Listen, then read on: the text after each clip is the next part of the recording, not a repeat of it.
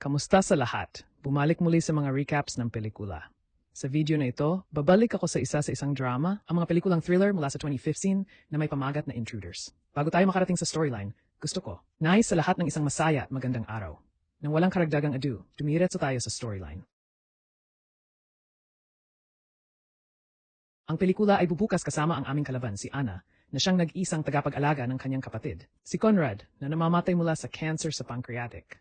Isang araw nang walang pahintulot ni Anna, nag-upa si Conrad ng isang abogado na nagngangalang Charlotte upang matulungan silang ayusin ang huling kalooban at testamento ni Conrad. Dahil wala siyang oras na natitira, ginawa niya ang lahat ng mga pag-aayos at kailangan lang niyang mag-sign. Ito nais ni Charlotte na tulungan si Conrad dahil nais niyang alagaan si Anna at sumusubok na kumbinsihin si Anna sa pamamagitan ng pagtanggap ng katotohanan, ngunit tumanggi si Anna na pirmahan sila.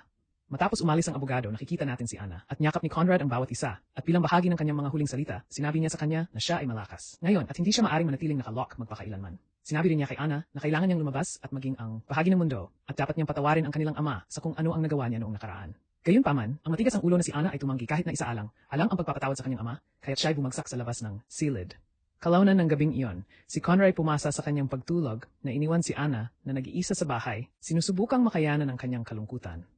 Matapos makuha ang katawan ni Conrad, mamaya sa araw na iyon si Dan, sino ang kanilang karaniwang tao sa paghahatid ng pagtutustos na nagpapakita upang maghatid ng ilang pagkain. Inaanyayahan siya ni Anna at pinapaginhawa niya ito ng kaunti sa kanyang kalungkutan. Pinuksan ni Dan ang tungkol sa nais na umalis sa bayang ito, ngunit hindi pagkakaroon ng sapat na pera upang gawin ito na hinihikayat si Anna na ibigay sa kanya ang isang bag ng cash. Sinasabi ni Anna na marami siyang pera kaysa sa alam niya kung ano ang gagawin ngayon na wala na ang kanyang kapatid. Magalang tinanggihan ni Dan ang alok na ito. Sa susunod na eksena, naghahanda si Anna na dumalo sa libing ni Conrad, gayunpaman, hindi niya maaaring dalhin ang kanyang sarili sa labas habang ang abogado ni Conrad ay tumatawag. Maramihang oras sa kanyang landline habang inaasahan niya si Anna sa libing. Sa halip, nagpasya siyang pakuluan ang ilang tubig, siguro na gumawa ng ilang tsaa. Hindi nagtagal, isang kotse ang humila. Sa kanyang daanan at 3 lalaki na mukhang lalaki ang lumabas dito. Natakot, gumagalaw si Anna upang itago sa ilalim ang mesa ng kusina. Ang 3 lalaki ay sumira sa kanyang bahay at nagsimulang dumaan sa mga silid sa paghahanap ng isang bagay. Lahat ng biglaang ang takuray sa stove whistles habang kumukulo ang tubig, pagguhit ng pansin ng mga lalaki. Napagtanto ni Anna na kailangan niyang itago ang ibang lugar. Kaya't lumabas siya sa kusina at naglalakad sa itaas ilang sandali bago pumasok ang mga lalaki sa kusina. Nakakakita ng kumukulong kettle na pagtanto ng mga kalalakihan na si Anna ay dapat nasa bahay. Kaya't nagpasya silang ikat ang mga linya ng telepono upang matiyak na hindi siya tumawag ng tulong at magsimulang maghanap para sa kanya. Ang isa sa mga kalalakihan na ang pangalan ay Perry ay nagpasya na mag-imbestiga sa itaas na palapag at sa wakas ay hahanapin siya na nagpapadala kay Anna na tumatakbo mismo sa pintuan sa harap. Ngunit ang kanyang pagkabalisa ay sumakit muli, kaya't nagpasya siyang huminto bago pa niya ito gawin sa labas. Ang mga nanghimasok, siyempre, ay nagulat na makita ito. Nagpasya ang 3 lalaki na umupo siya at ang kanilang pinuno, si JP, ay nagsisimulang magtanong sa kanya tungkol sa kung saan pinapanatili niya ang kanyang pera. Si Perry na malupit at walang tiyaga ay nagmumungkahi na dapat nilang patayin siya at sunugin ang bahay sa sandaling natapos na sila, kahit na ang pagdadala ng isang lata ng gasolina sa loob ng bahay. Ngunit si Vance ang normal ay malakas laban dito at sinabi sa kanya na dapat umalis. Pagkatapos ay magpatuloy sina JP at Vance, naiwanan si Anna sa ilalim ng relo ni Perry habang naghahanap sila. Samantala, ang mababang key na sociopathic Perry ay nagsisimulang magtanong kay Anna tungkol sa kung gaano katawa-tawa. Ito ay sa kanya upang tumigil sa ilang sandali sa pamamagitan ng pintuan kanina. Narito ang punto kung saan nalaman natin na mayroon si Anna. Agoraphobia na isang phobia ng labas ng mundo. Sa makatuwid, hindi pa niya iniwan ang kanyang tahanan sa nakaraang taon mula nang mamatay ang kanyang ama. Alam ito, nagpasya si Perry na maging isang titi tungkol dito at malakas na kinaladkad siya sa harap na veranda na hinihimok si Anna na magpatuloy sa isang spiral. Ginambala sila ni JP at hinawakan si Anna. Sa panahong ito, bigla niyang nainis ang sarili. Sinusubukan ni JP ang pagtatanong sa kanya kung nasaan ang pera, ngunit si Anna na malinaw na nagkakaroon ng mental breakdown, magsalita.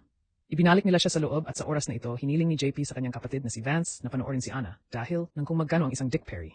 Pagkatapos ay iniabot ni Vance si Anna ng isang pares ng malinis na sweatpants at tinanong siya, baguhin ngunit hindi siya namumulaklak. Samantala, sinimulan ni na JP at Vance ang paggalugad ng basement at dumating, sabihin man ang isa sa mga ito ay walang hawakan. Sa halip na baguhin, sinubukan ni Anna na magsalita. Para kay Vance, sinabi sa kanya na hindi siya katulad ng iba pang dalawang panghihimasok. Ang galit na ito ay si Vance at nagsisimula siya. Pagdating sa kanya, sinabi sa kanya na ang buong bagay ay ang kanyang ideya at hindi nila ito iiwan. Tama sa sandaling iyon si Dan the catering guy ay pumapasok at hinila palayo si Vance. Ngunit nakakagulat ang tawag ni Vance, ang pangalan ni Dan at malinaw na kilala nila ang bawat isa. Si Anna na abak ng ito ay nubusan ng silid upang itago. Ang kaguluhan ay kumukuha ng pansin ni na JP at Perry, kaya't nagbahadal sila sa sala at natuklasan na nawala si Vance kay Anna. Nagpasya sina Perry at Vance na hanapin si Anna habang tinali ni JP si Dan sa sala. Walang tiyaga, kinuha ni Perry ang parakit ni Ana at nagbabanta na patayin ito upang makuha ang atensyon ni Ana. Gayunpaman, hindi lumabas si Ana sa pagtatago, kaya pinapatay ni Perry ang mahirap na maliit na ibon bago sumali sa JP at Dan sa sala. Tumatakbo si Ana at nagtago sa banyo at ito ay si Vance na nagtatapos sa paghahanap sa kanya. Nag-freaks siya at hindi sinasadyang sinaksak siya sa lalamunan. Pinatay siya. Pagkatapos ay kinaladkad ni Ana ang patay na katawan ni Vance sa basement. JP at Perry na naisip si Vance, maaring hawakan ng babae, magmadali sa ibaba at napagtanto na mali sila kapag natuklasan nila.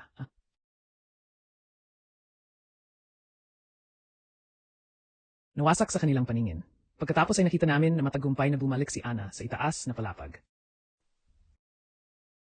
Kinukuha niya ang isang kahina, hinalang pinggan na nag-retract sa mga hagdan ng basement, sa mga dingding, pag-trap sa mga intruder sa basement. Malinaw na nakikita namin ngayon na ang mga talahanayan ay nakabukas.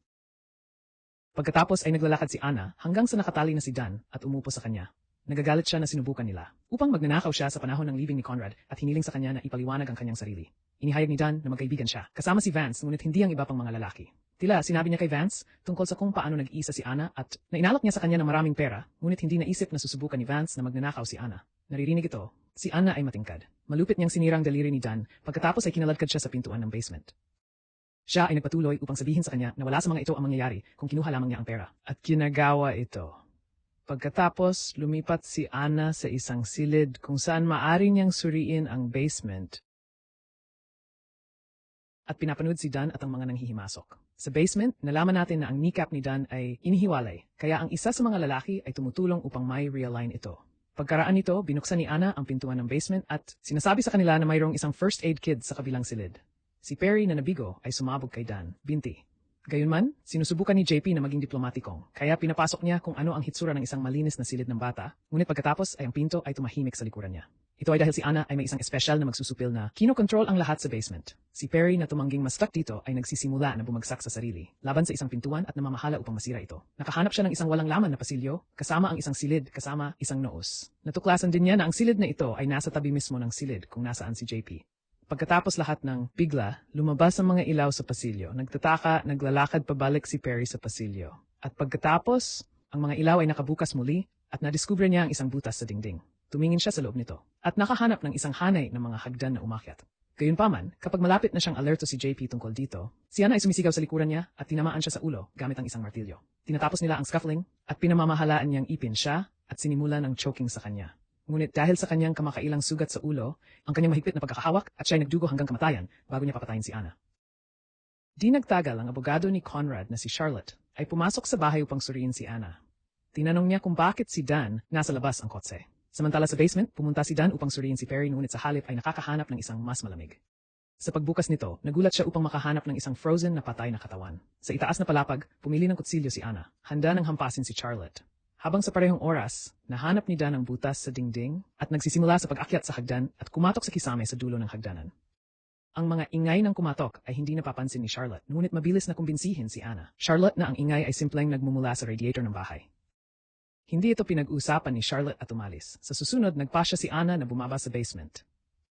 Natagpuan niya si Dan at kinuha siya, bago i-lock siya sa loob ng isang maliit na aparador.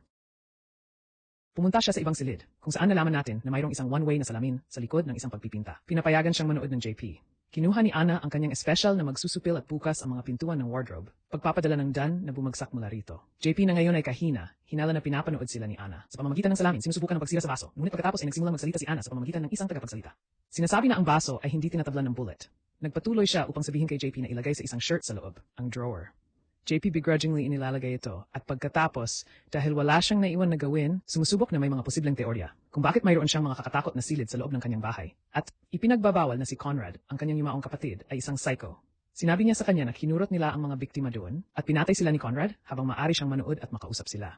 Ang mga salita ni JP ay nag-trigger kay Ana na tumangking kumuha ng paninirang puri at nagpatuloy upang maipasa ang isang folder sa pamamagitan ng isang pagbubukas. Ipinaliwanag niya na siya at si Conrad ay nakidnap lamang ng mga pedophile upang turuan sila ng isang aralin. Dahil ang kanilang yumaong ama ay isang pedophile na dati nang inaabuso si Ana noong siya ay mas bata hanggang sa isang araw. Pinatay siya ni Conrad at mula noon ay tumigil siya sa pag-alis ng bahay. Naririnig ito, si JP ay nagiging sarkastiko at nag-uudyok sa kanyang pagkabalisa sa pamamagitan ng pagsasabi ng mga bagay na ginawa sa kanya ng kanyang ama. At ang kanyang kapatid ay may sakit at nasisiyahan sa pagpatay sa mga tao. Sinabi niya sa kanya na ikulong at magsimulang umiyak habang sinabi rin sa kanya ni Dan na huminto. Inihayag ni Ana na mayroong isang revolver sa silid at hiniling kay Dan na patayin si JP sa pangako na palayain niya si Dan kung gagawin niya. Ngunit si Dan na masyadong mabait para sa kanyang sariling mabuting pagtanggi din. Ang JP na nakakarinig nito ay nagtutulak kay Dan at pagkatapos ay tumatagal ang baril mismo. Sinimulan ni Ana na hikayatin siyang magsisi dahil sa pagiging magnanakaw at nakikita namin na nagsisimula si JP. Umiiyak. Kapag parang binibili niya ang kanyang mga salita, nilalayon niya ang baril para sa kanyang ulo. Ngunit pagkatapos, isiniwalat ni JP na siya ay bluffing lamang at nagsisimulang tumawa. Sa halip, nagbabanta siya na patayin si Dan kung si Ana, hindi sila pinakawalan. Ayaw ni Ana na mamatay siya, kaya pinakawalan niya sila.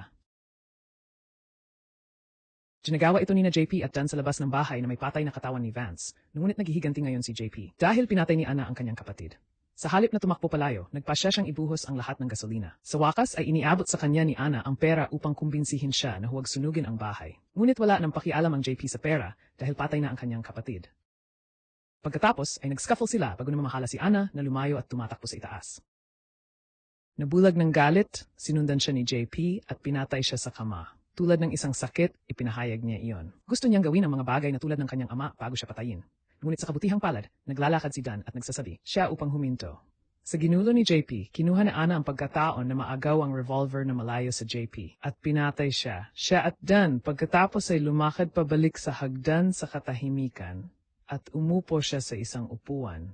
At hindi nagsasabi ng isang salita. Pareho silang nagbabahagi ng isang hitsura dahon ni Dan sa pamamagitan ng pagsasara ng pintuan. At pagkatapos ay para sa ilan. Dahilan na pagpasyahan niya na wala na siyang agoraphobia at inilalagay ang kanyang bahay sa apoy mismo. Kasama ang mga lihim nito.